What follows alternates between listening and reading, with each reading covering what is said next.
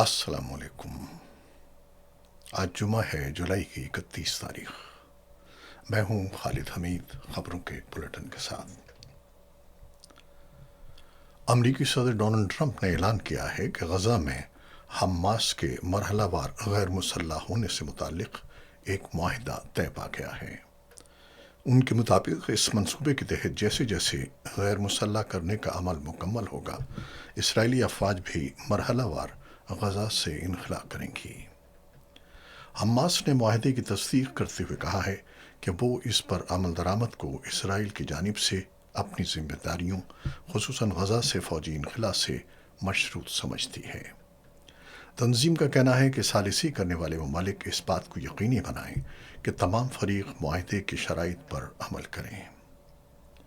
Reports کے مطابق اس مجوزہ روڈ میپ کا مقصد غزہ میں نئی انتظامیہ کے قیام، سیکیورٹی کی بحالی، تعمیر نو اور معاشی استحکام کے لیے راہ ہموار کرنا ہے۔ منصوبے میں بین الاقوامی استحکام فورس اور نئی فلسطینی پولیس کے کردار کا بھی ذکر کیا گیا ہے۔ صدر ٹرمپ نے اپنے بیان میں مصر، قطر اور ترکیہ کے ثالثی کردار کو سراہتے ہوئے اسے امن کی جانب ایک اہم پیش رفت قرار دیا۔ دوسری جانب امریکی حکام کا کہنا ہے کہ غزہ کے مستقبل کے انتظامی ڈھانچے کے لیے فلسطینی اتھارٹی یا حماس کے بجائے ایک ٹیکنوکریٹ حکومت کے قیام پر بھی غور جاری ہے۔ ادھر معاہدے کے اعلان کے چند گھنٹوں بعد شمالی غزہ میں اسرائیلی فضائی حملوں کی اطلاعات سامنے آئیں، جن میں متعدد فلسطینی زخمی ہوئے ہیں۔ مغربی کنارے کے شہر نابلس، الخلیل اور رام اللہ کے اطراف بھی جھڑپوں اور حملوں کی اطلاعات موصول ہوئیں، جن میں کئی افراد زخمی ہوئے۔ رپورٹس کے مطابق مصر، امریکہ، قطر اور ترکیہ کے ساتھ مل کر ایک سربراہی اجلاس کی میزبانی کرے گا، جس میں معاہدے کے اگلے مراحل اور اس پر عمل درآمد کے طریقہ کار پر غور کیا جائے گا۔ امریکی سینٹ میں ریپبلکن ارکان نے صدر ڈونلڈ ٹرمپ کے ایران کے خلاف فوجی کارروائیوں کے اختیارات محدود کرنے کی کوشش ناکام بنا دی۔ میڈیا رپورٹس کے مطابق قرارداد کے حق میں 49 جبکہ مخالفت میں 50 ووٹ آئے، جس کے باعث یہ منظور نہ ہو سکی۔ رپورٹس کے مطابق قرارداد میں مطالبہ کیا گیا تھا کہ ایران کے خلاف کسی بھی فوجی کارروائی میں امریکی شمولیت کے لیے کانگریس کی پیش کی منظوری لازمی قرار دی جائے۔ ووٹنگ کے دوران 3 ریپبلکن سینیٹرز نے ڈیموکریٹس کا ساتھ دیا، جبکہ ایک ڈیموکریٹ سینیٹر نے ریپبلکن ارکان کے ساتھ مل کر قرارداد کی مخالفت کی۔ ادھر مقبوضہ مغربی کنارے میں کشیدگی برقرار ہے۔ طبی ذرائع کے مطابق نابلس کے جنید محلے میں اسرائیلی فوج اور آباد کاروں کی کارروائی کے دوران 4 بچوں سمیت کم از کم 11 فلسطینی زخمی ہو گئے ہیں۔ عینی شاہدین کا کہنا ہے کہ علاقے میں گولیوں کے ساتھ آنسو گیس اور اسٹین گرنیڈ بھی استعمال کیے گئے۔ فلسطینی ہلال احمر کے مطابق زخمیوں میں ایک شخص کو پیٹ میں گولی لگی، جبکہ فلسطینی میڈیا نے مختلف علاقوں سے کم از کم 10 افراد کی گرفتاری کی اطلاع دی ہے۔ دوسری جانب مصر نے دمیاطا بندرگاہ پر حملے کا الزام ایران پر عائد کیے جانے سے متعلق میڈیا رپورٹس کو مسترد کر دیا ہے۔ مصری وزیر اطلاعات نے ان خبروں کو بے بنیاد قرار دیا ہے۔ ایرانی وزیر خارجہ عباس عراقچی نے سوشل میڈیا پر جاری بیان میں کہا کہ ایران مصر کو خطے کا اہم شراکت دار سمجھتا ہے اور اس کی سلامتی کو اپنی ترجیحات میں شامل کرتا ہے۔ انہوں نے دعویٰ کیا کہ دمیاطا بندرگاہ سے متعلق واقعہ اسرائیل کا فالس فلیگ آپریشن ہو سکتا ہے اور خطے کے ممالک کو ایسے اقدامات سے محتاط رہنا چاہیے۔ ادھر ایران کی پاسداران انقلاب نے دعویٰ کیا ہے کہ اس نے کویت میں واقع امریکی الاسال ایئر بیس میں حملے کے دوران ڈرون ہینگرز اور فوجی طیاروں اور ہیلی کاپٹروں کے لیے استعمال ہونے والے فیول ڈیپو کو نشانہ بنایا۔ ایرانی سرکاری میڈیا کے مطابق پاسداران انقلاب نے کہا کہ امریکی افواج کے خطے سے انخلا تک اس کی کارروائیاں جاری رہیں گی۔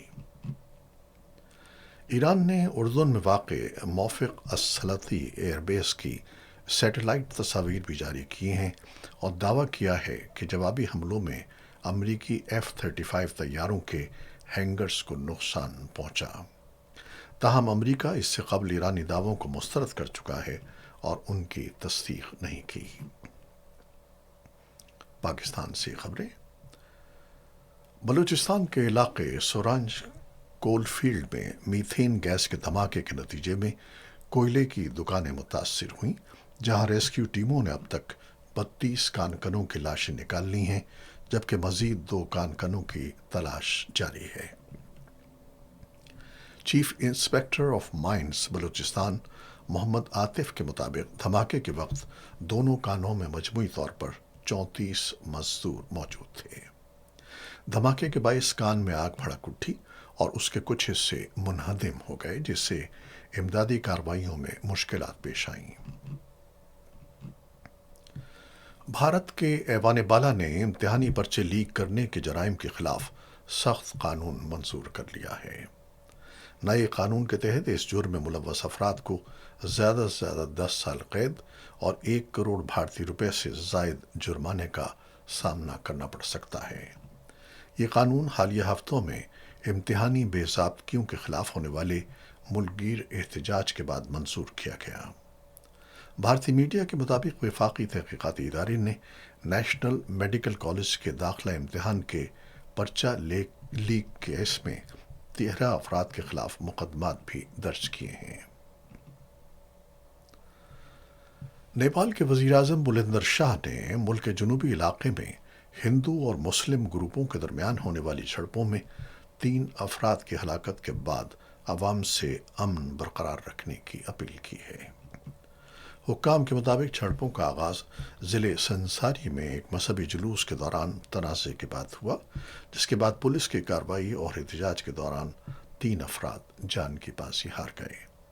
مزید کشیدگی روکنے کے لیے متاثرہ اضلاع میں کرفیو نافذ کر دیا گیا ہے۔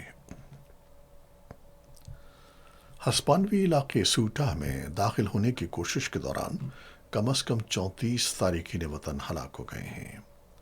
علاقائی حکام کے مطابق گزشتہ 24 گھنٹوں میں تقریباً 60,000 افراد مراکش سے زمینی اور سمندری راستوں کے ذریعے سوٹا پہنچنے کی کوشش کرتے رہے، جن میں سے متعدد نے سمندر کے راستے سرحد عبور کرنے کی کوشش کی۔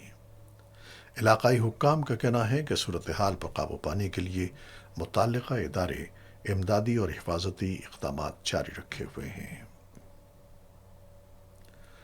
اسکردو میں دنیا کی 12ویں بلند ترین چوٹی براڈ پیک پر برفانی تودہ گرنے کے بعد لاپتہ ہونے والے 10 کوہ پیماؤں میں سے اب تک 4 کی لاشیں برآمد کر لی گئی ہیں، جبکہ باقی 6 افراد کی تلاش کے لیے سرچ آپریشن جاری ہے۔ بیس کیمپ ذرائع کے مطابق تازہ کارروائی کے دوران ایک اور کوہ پیما کی لاش ملی، جس کے بعد مجموعی طور پر 4 لاشیں نکالی جا چکی ہیں۔ ذرائع کا کہنا ہے کہ کیمپ 3 کے قریب ملنے والی 2 لاشوں کی شناخت نیپالی کوہ پیما پورن بہادر گورنگ اور عمانی کوہ پیما نادر الہات کے طور پر ہوئی ہے۔ یہ حادثہ گزشتہ روز براڈ پیک پر اس وقت پیش آیا جب کوہ پیماؤں کا ایک گروپ برفانی تودے کی زد میں آ گیا۔ ایلپائن کلب آف پاکستان کے مطابق متاثرہ ٹیم میں نیپال کے 5 کوہ پیما بھی شامل تھے، جن کی قیادت معروف نیپالی کوہ پیما نمستائی کر رہے تھے۔ حادثے کے بعد سے متعدد کوہ پیماؤں سے رابطہ منقطع ہے اور ریسکیو کارروائیاں جاری ہیں۔ پاکستان کرکٹ ٹیم کے بیٹر شان مسعود انجری کے باعث ویسٹ انڈیز کے خلاف دوسرے ٹیسٹ میچ سے باہر ہو گئے ہیں۔ پاکستان کرکٹ بورڈ کے مطابق پہلے ٹیسٹ کے دوران گیند لگنے سے ان کے بائیں ہاتھ کی انگلی فریکچر ہو گئی تھی۔ اسکین اور طبی معائنے کے بعد انہیں آرام کا مشورہ دیا گیا ہے، تاہم وہ میڈیکل پینل کی نگرانی میں ٹیم کے ساتھ موجود رہیں گے۔